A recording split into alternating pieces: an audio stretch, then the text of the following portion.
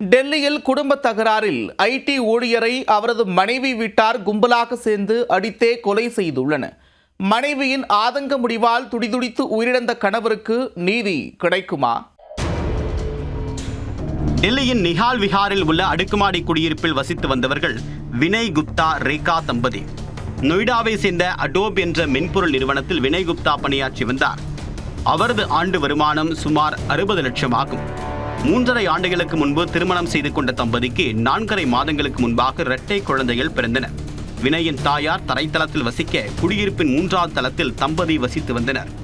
இந்நிலையில் கருத்து வேறுபாட்டால் ரேகா அடிக்கடி கணவருடன் தகராறில் ஈடுபட்டு வந்துள்ளார். சம்பவத்தன்று குழந்தைக்கு மருந்து கொடுப்பது தொடர்பாக வாக்குவாதம் ஏற்பட்டு ரேகா கணவரிடம் சண்டை போட்டு தனது குடும்பத்தினரை தொடர்பு கொண்டு விட்டு வீட்டை விட்டு வெளியேறினார்.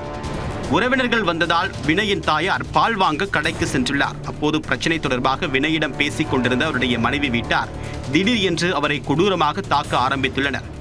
கழுத்தை நெரித்தும் அவரது மார்பில் குத்தியும் உதைத்து கொடூர தாக்குதல் நடத்தினர். அதில் வினய் அங்கேயே சுருண்டு விழுந்து சுயநினைவை இழந்தார்.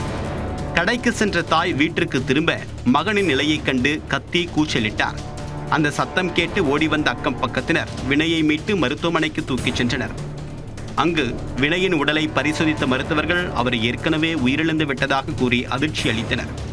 உடனே தகவல் அறிந்து மருத்துவமனை சென்ற போலீசார் இந்த சம்பவம் தொடர்பாக கொலை வழக்கு பதிவு செய்து வினயின் மனைவி ரேகா, அவரது 2 சகோதரர்கள் மற்றும் ஒரு நாத்தனார் என மொத்தம் 4 பேரை கூண்டோடு கைது செய்தனர்.